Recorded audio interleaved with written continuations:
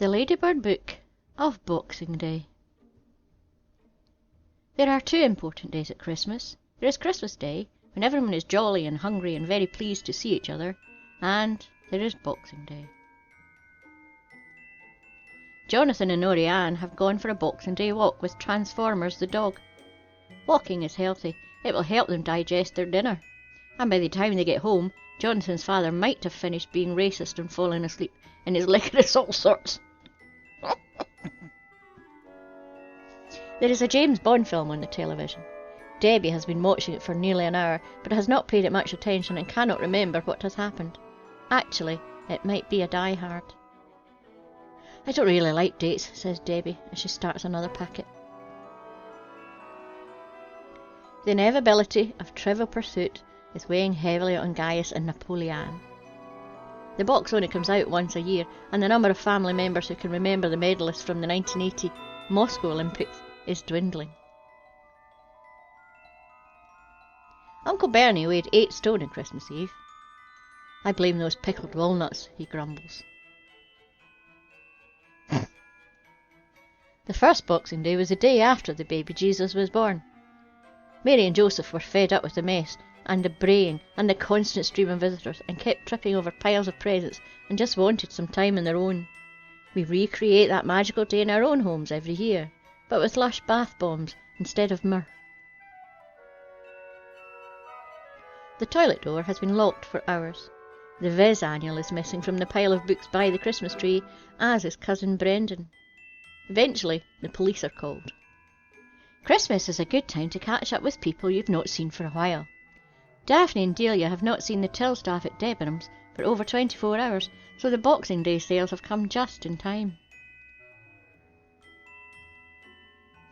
It said non-drop on the label attached to Polly's Christmas tree, yet for the last week she's had to hoover under it every few hours. Her in-laws are arriving this morning, and Polly is thinking of telling them that it's not a tree, but an important sculpture making some point or other. In this sewage plant, everyone has been busy preparing for the Boxing Day rush. The sluices have been cleared, extra pumps installed, and all leave cancelled. They hope the equipment will be able to cope. On the 27th, the exhausted and shell-shocked staff will head home to celebrate a belated Christmas with their families. If Tasha has to sit through one more celebrity perfume advert, she will not be responsible for her actions.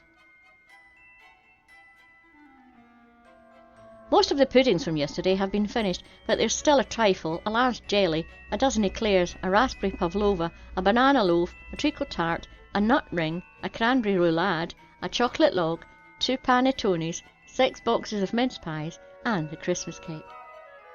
And for afterwards, there's a nice refreshing Stilton.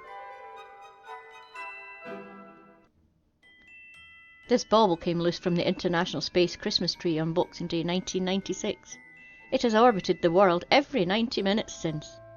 The International Space Fairy, which is made of aluminium alloy coated with graphite fibre reinforced epoxy and cost £600,000, is still in place. Because Aunt Olivia has a dicky tummy, a runny nose, a habit of bursting into tears easily, and a tendency to knock over her sherry, Gary wants to make sure he will not run out of toilet paper while the shops are shut. So he's done a deal with a man down the docks. Kevin is not really a Christmas person. He had put the tree out by the bins yesterday before the Queen had finished talking. He scowls at it from the kitchen window. Those bin men aren't getting a tip from me. Other people work in Boxing Day, mutters Kevin as he fills in his VAT return. The crisp snow looks perfect for sledging, thinks Janet. She smiles at the thought of warm hats, cosy mittens, a walk, a snowball fight, and a steaming mug of hot chocolate. Sadly, the snow is not outside. It's in a photograph of what the family did last Easter. Janet has been looking at old pictures on Facebook all day to take her mind off the Boxing Day drizzle. Kelly has just remembered what she did with the overhead projector at the office Christmas party, so she's going to live in Bhutan for the rest of her life. She will email her resignation if they have an email at the convent. Oh dear. The children received DVDs and video games for Christmas. They have been locked in Granny's spare room with the old television since Christmas morning. Downstairs, the grown-ups can watch whatever they like on the big television. There is nothing on but children's films. It's funny, says Chloe, that all the presents fitted neatly under the tree, yet now they've been unwrapped, there's no room left in the whole house. I know, says Paul, from deep inside the mountain of cardboard, gift-wrapped on ribbons, where he has been trapped since yesterday. With nothing to eat except some Tia Maria. The tip reopens on January the 6th. Oh, that's so true. Eddie usually spends Christmas commiserating with friends on social media who are also having trouble sleeping on a squeaking camp bed under their parents' stairs, wrapped in a faded Thundercats duvet that smells like a wrestler's towel. His phone ran out of battery this morning. No one has a charger. Eddie has taken up writing war poetry. It is August, so these people are recording a television Christmas special which will be shown on Boxing Day. The studio is boiling hot. The presenter is not in the mood for eggnog. Melted brandy butter is dripping down his reindeer tie. The presenter thinks Newsnight should not do a Christmas special until they know what the news is. But television is very complicated. Although Christmas decorations are not meant to come down until 12th night, the council dismantles the tree in the marketplace at dawn on Boxing Day. This marks the return of bus lanes and parking restrictions, while drivers are still too bloated and dozy to realise it's a Wednesday. The fines will help pay for next year's tree. This ship is carrying its regular post-Christmas cargo of 140,000 tonnes of those little plastic tags that attach toys to their packaging so they can be buried in China as landfill. The toys came from China. The tags go back to China. Recycling is good for the planet.